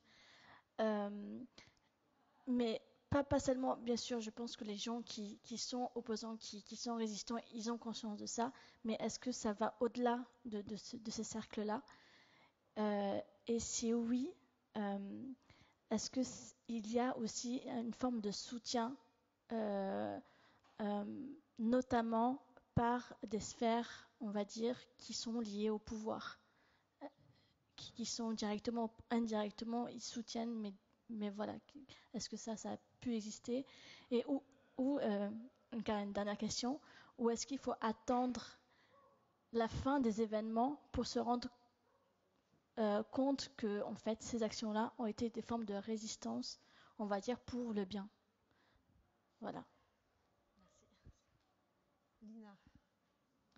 Bon, par rapport... pourquoi les Tchétchènes? Enfin, la question. Déjà, d'abord, je voulais repréciser aussi, comme tu as dit, les Tchétchènes. Moi, j'aimerais bien parler plutôt des populations caucasiennes, parce que les Tchétchènes n'étaient pas les seuls. À la fin des années 30, déjà avant la Deuxième Guerre mondiale, avant l'occupation allemande, il y a eu des populations frontalières, les Tates, les Grecs, les Arméniens qui étaient déportés du Caucase du Sud, et puis les Turcs mesrètes aussi qui étaient déportés du Caucase du Sud. Puis à part les Tchétchènes, il y a eu aussi les Tchétchènes et les Ingouches, il y a eu aussi les Karachay, les Balkars, les Kalmouks. Donc je veux dire, il est clair que il y a eu, comme je viens de dire, il y a eu un certain nombre de caractéristiques qui faisaient que le pouvoir, les autorités soviétiques considéraient ces peuples comme pas suffisamment loyaux, donc dont la loyauté n'était pas garantie en cas d'occupation allemande. C'est leur géographie, comme je viens de dire, c'est la localisation, c'est vrai que c'est des populations frontalières. Les Balkars, les Karachay, c'était des populations qui parlent des langues turciques. Donc souvent, ça a été relevé comme une indication importante par rapport Est-ce que la Turquie à l'éventuelle occupation turque, justement. Puis la religion et l'opposition à la collectivisation qui a eu lieu en Tchétchénie, en Ingouchie, mais pas que, aussi dans d'autres parties du Caucase nord et sud, au nom de l'islam, souvent. Et puis les sociétés qui étaient considérées comme les sociétés plutôt traditionnelles, avec une structure et solidarité tribale, etc.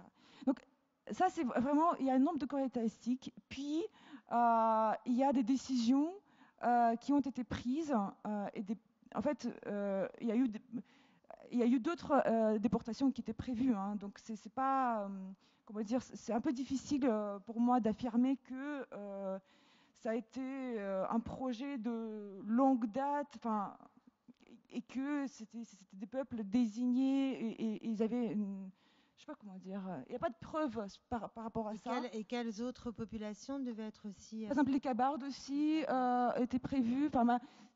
Parce que, en fait, par rapport à la question de collaboration avec les nazis, déjà, les Karachay et les Balkars, effectivement, leur territoire était occupé. Donc, logiquement, là, on peut voir évidemment la population dont les territoires étaient occupés. Il y avait plus de cas de collaboration, c'est logique, c'est naturel, si je puis dire. Là, ça a été le cas en France. Voilà, par exemple. Ce qui n'était pas le cas des Tchétchènes et des Ingouches. Donc, il y a pas, ça ne colle pas, si je puis dire. Et au-delà de ça, j'ai envie de dire que, en tant qu'historien, c'est important, je vais le préciser, peut-être vous le connaissez certainement, mais pour le public, cette question de justification, de reprise des justifications staliniennes, de ces accusations qui étaient en fait des prétextes pour la déportation,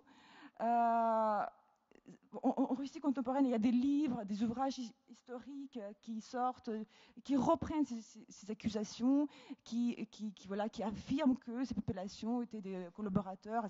En fait, c'était le cas de beaucoup de populations, notamment, surtout dans les partis occupés, et le taux de participation, de collaboration des Nord-Caucasiens, je pense que c'était pas exceptionnel par rapport à tous les autres. Évidemment, il y a eu des collaborationnistes, enfin les collaborations, il y a eu des légions créées par les nazis, enfin bref, mais ça existait partout en fait. Ça ne justifie pas en aucun cas, et en tant qu'historien, on ne peut pas reprendre automatiquement les accusations staliniennes.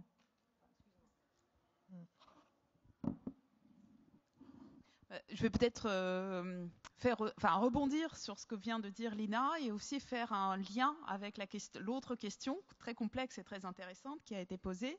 En fait, à propos des collaborations, c'est aussi beaucoup une question de comment on définit la collaboration. Et dans le cas soviétique, la collaboration avec les nazis a été définie de façon extrêmement large, en y faisant rentrer le fait, par exemple, d'avoir traduit sous contrainte une fois le discours d'un officier allemand venu dans le village, etc. Donc on pouvait aller dans un camp pour 10 ans pour avoir traduit une seule fois, alors que je pense à un cas que Natacha connaît peut-être, puisque c'était quelqu'un qui avait livré ses témoignages à Mémorial. C'est quelqu'un qui avait 16 ans à l'époque, une femme, voilà, qui a eu une peine de 10 ans à purger. Donc évidemment, à partir de là, si on définit la collaboration de façon extrêmement large, quasiment n'importe qui a vécu dans les territoires occupés peut être taxé de collabo. Et par ailleurs, on le sait à quel point tous ceux qui ont survécu l'occupation nazie ont été vus par la suite, à l'époque soviétique, avec beaucoup de suspicions, sans nécessairement faire l'objet de poursuites judiciaires. Donc on sait qu'il y avait des formulaires qu'on devait remplir, et parmi ces formulaires, il y avait la question « Avez-vous des parents à l'étranger ?» mais il y avait aussi la question « Où vous êtes-vous trouvé pendant l'occupation nazie ?» Et ça a continué pendant des années. Ça, c'est une chose. Alors maintenant, en faisant passerelle, en jetant une passerelle vers l'autre question, qui est complexe, et plutôt que de chercher à y répondre, puisqu'en plus, il faudrait vraiment prendre chaque situation historique aujourd'hui ou hier, qui sont différentes.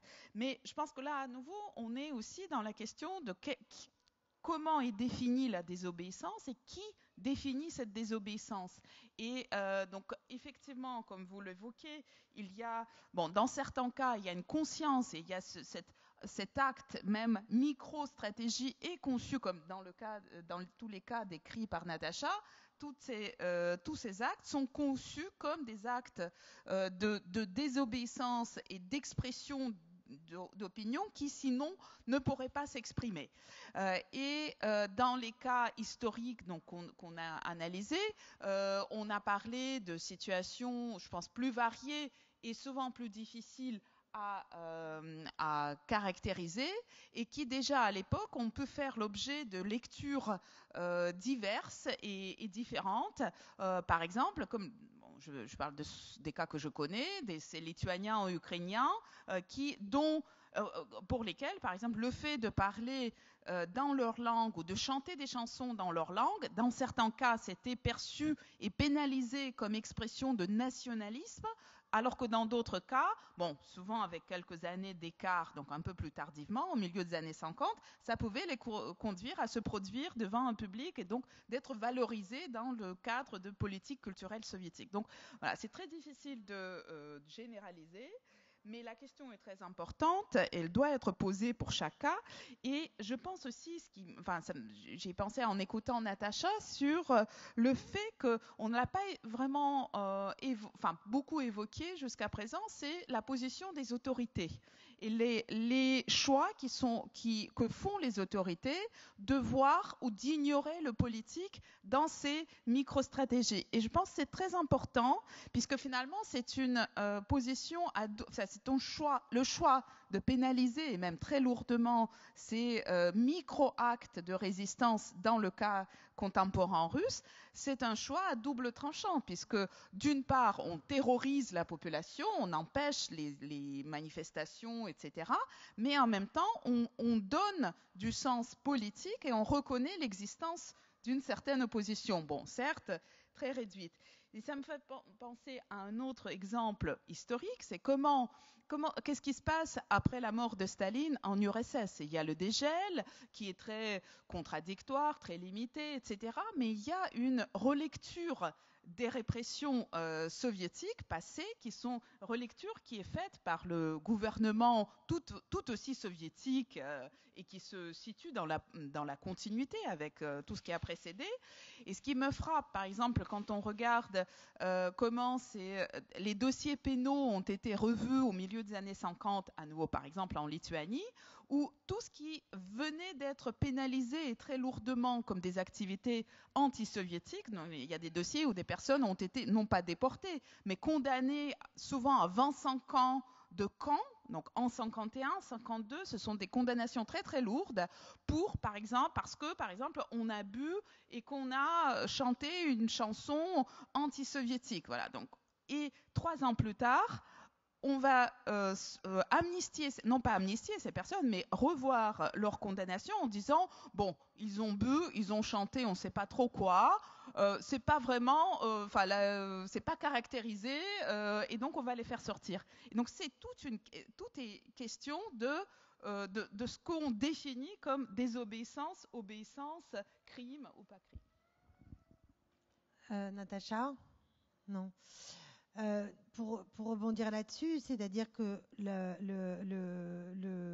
l'idée de terroriser la population, c'est l'idée de faire que des activités ou des comportements qui n'ont pas forcément des significations politiques très chargées peut potentiellement être qualifiés d'opposition et donc de faire peser une menace qui est assez protéiforme et qui est protéiforme parce qu'on sait aussi qu'on pourrait de temps en temps ne pas être pénalisé.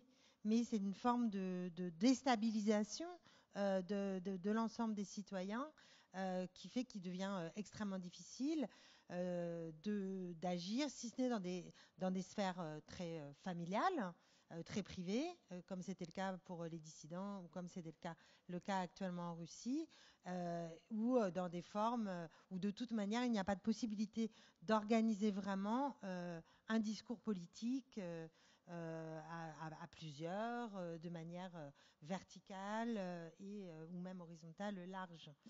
Et c'est en ça qu'on voit que c'est quand même des réflexes politiques qui sont, avec le régime poutinien puis la guerre, réactualisés, réactivés, même si ce qui est très étonnant pour moi, et c'est une question que j'adresse à Natacha, c'est comment la population actuelle russe retrouve un certain nombre de réflexes en fait de crainte ou ne les retrouve pas. Enfin, comment se fait-il qu'ils comprennent en fait ces micro-actions? Parce que, alors peut-être qu'il faudrait revenir quand même sur des chiffres plus généraux.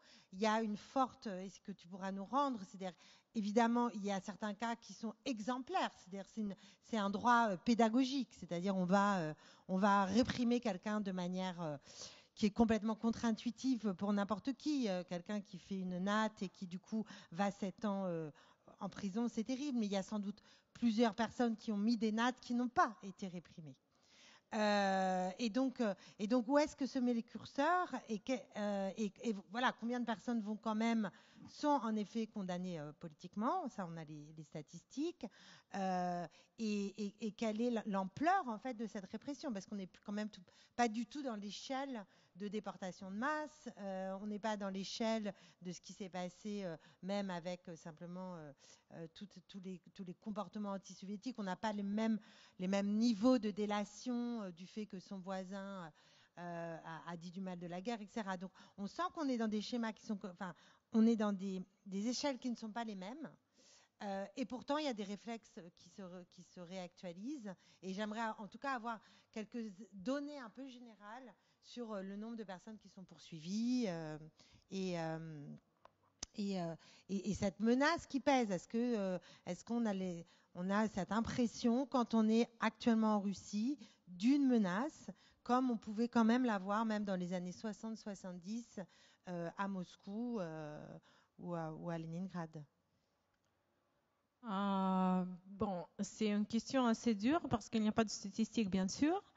Mais pour vous montrer l'échelle, on peut dire que pendant 2 ou 3 premières semaines après le 24 février, on a arrêté 15 000 personnes. Après, mais après, les procès commençaient et on commençait à comprendre que c'est dangereux. Parce qu'un de mes collègues était arrêté un de ces jours juste parce qu'il a vu quelqu'un avec une pancarte contre la guerre. Il est allé serrer la main à cette personne. Il était embarqué tous les deux et il a passé 30 jours en prison. Et donc, pendant 3 semaines, on a bien compris que c'est dangereux. Les nouvelles lois étaient promulguées. Et donc, jusqu'à maintenant, je crois qu'on est 3 premières semaines, c'était 15 000. Et jusqu'à maintenant, c'est 19 000. Donc, pendant le reste de 2 ans et demi, c'est 4 000 personnes pour toute la Russie. Quant au cas pénal, maintenant, si je me souviens bien, le chiffre est 1045 personnes à peu près qui sont poursuivies pour le discrédit de l'armée et qui sont poursuivies pour se prononcer contre la guerre en pénal.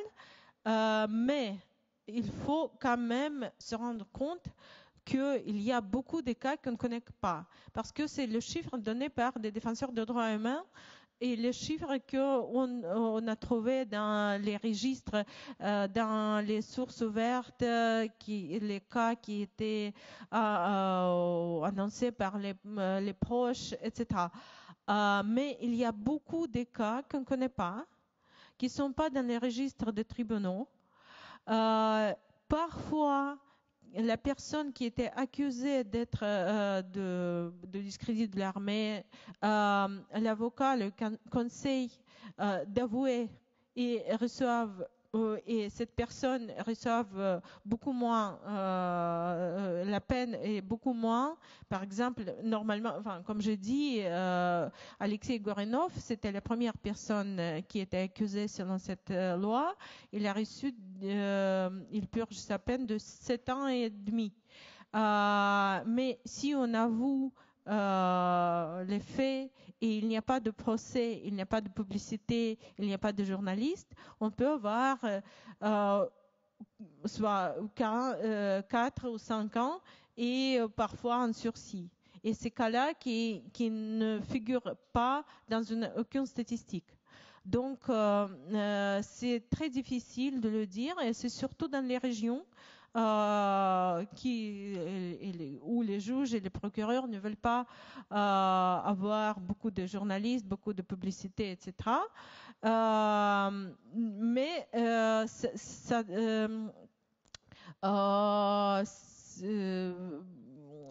le problème est que les proches dans les petites villes, dans les villages, on sait que c'est quelqu'un qui a prononcé contre la guerre.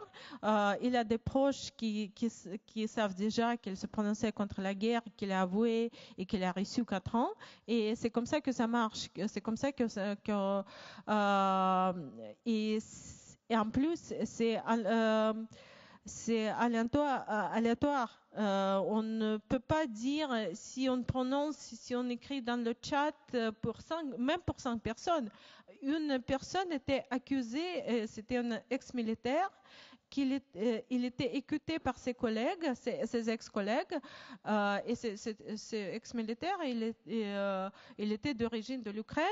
Et dans ses conversations privées avec sa famille, il se prononçait contre la guerre. Il était accusé parce qu'il était écouté par ses collègues, et donc son discours est devenu public.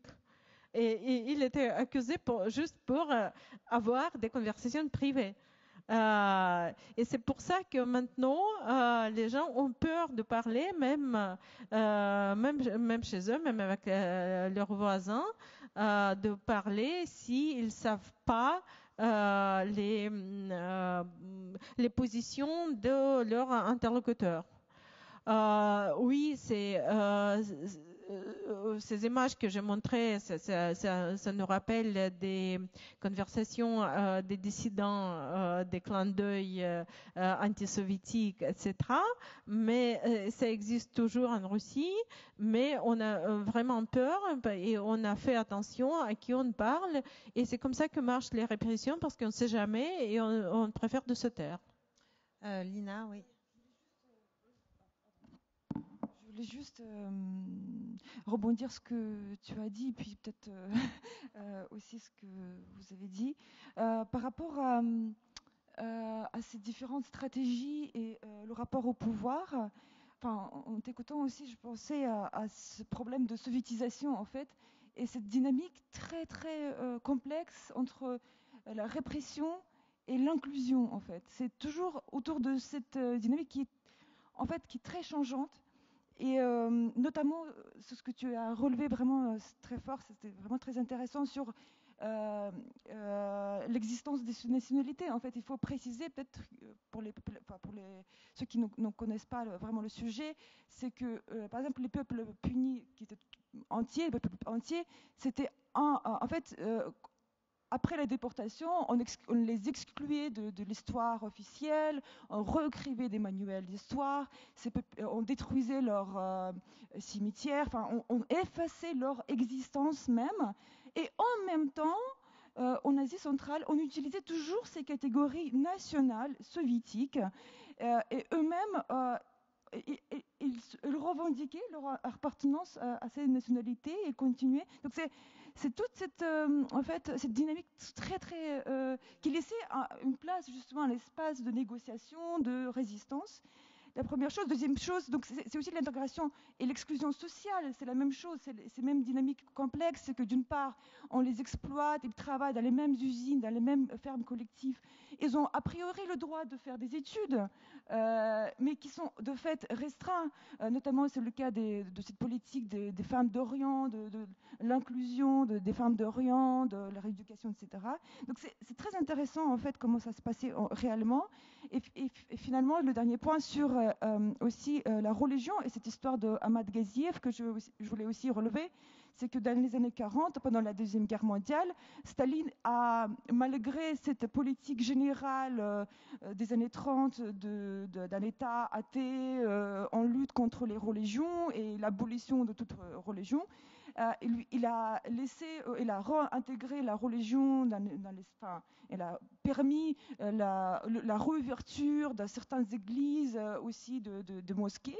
Et ce Ahmad Ghaziev, par exemple, lui, moi j'ai vu ça dans les archives cet été, et il a essayé de devenir un imam officiel de sa communauté tchétchène. Donc il a essayé de négocier justement cet espace qui était pas net en fait entre l'officiel et les non-officiels, le permis, la résistance, enfin bref. Et par rapport à ça, je voulais rebondir et vous poser une question en fait concernant justement ces populations occupées les territoires occupés et les populations de Donbass par exemple aujourd'hui. Comment, dont une grande partie, si ce n'est la majorité, était ukrainienne. Et alors qu'aujourd'hui, on les revendique comme des territoires peuplés principalement par des Russes. Et du coup, comment, en fait, quelle est la possibilité de l'existence de l'ukrainité en Russie aujourd'hui, des populations ukrainiennes qui sont quand même, c'est un groupe de population très très important en Russie, et surtout dans ces territoires occupés. Et donc, comment ça se passe Alors, je suis désolée, on n'aura pas le temps de répondre parce que ça s'arrête ici et j'ai un train à prendre. Merci beaucoup en tout cas à nos intervenantes.